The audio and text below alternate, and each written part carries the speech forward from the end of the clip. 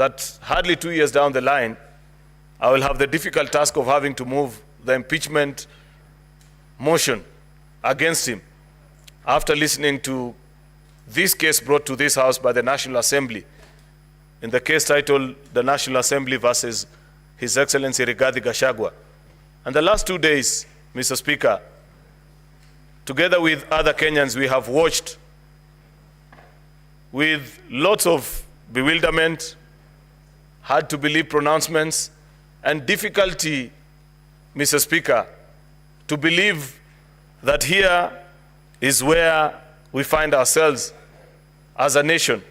Despite the many challenges that we have gone through over the years, it was our hope, Mr. Speaker, that public officials would have picked up a lesson or two, especially those that are slightly older than yours truly, and many that are younger than me in this House, Mr. Speaker, and that in their conduct, they will reflect better the skills, demeanor, pronouncements of a leadership, Mr. Speaker, that this country continues to yearn for.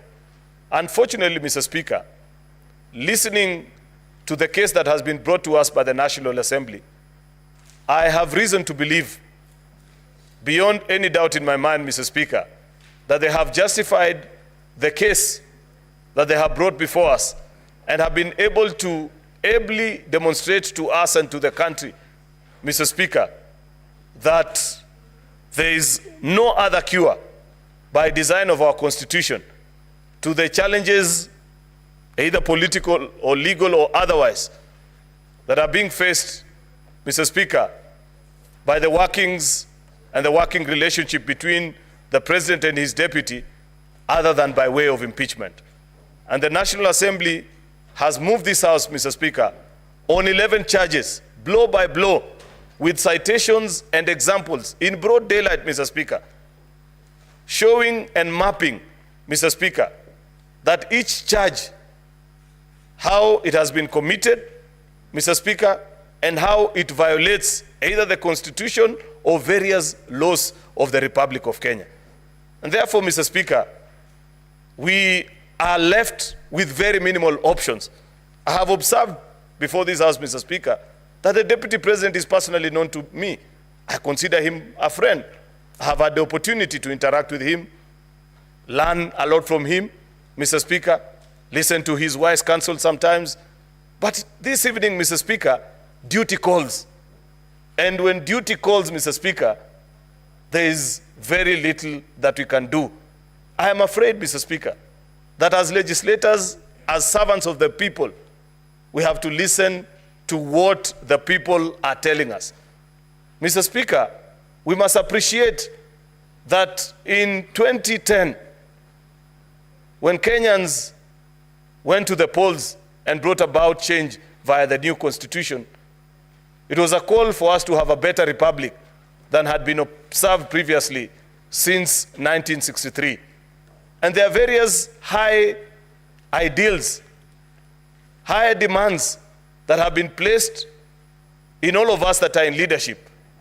And I must add quickly, Mr. Speaker, that as you rise in stature from a member of a county assembly to a member of the National Assembly, senator, governor, deputy president, and eventually even as president, Mr. Speaker, that as you ascend in the hierarchy of leadership, the demands by the Constitution are even more.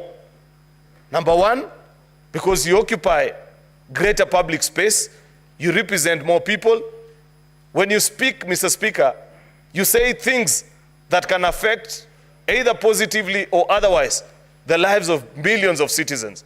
And therefore, Mr. Speaker, listening to the case that has been laid before us since yesterday by the lawyers of the National Assembly, reading through the bunch of documents that have been presented to us, attached with evidence, Mr. Speaker, I can confirm both to this House and to the country that unfortunately this country must make the difficult decision of having to say goodbye to His Excellency, the Deputy President Rigathi Gachagua, because, Mr. Speaker, the reasons that have been listed have consequences by law of what you do when this happens. The National Assembly has demonstrated before us, Mr. Speaker, that on charge 1, that there are various articles of the Constitution, either through his utterances or his actions, Mr. Speaker, that have led other Kenyans to seriously believe and feel lesser Kenyans, Mr. Speaker, something that we thought we had slayed. We thought that we had worked so hard to build a cohesive society where it didn't matter after a political contest, Mr. Speaker, of who eventually wins, that you'd feel comfortable, you'd feel safe, you'd want to do business in any of our 47 counties, Mr. Speaker, and feel at home.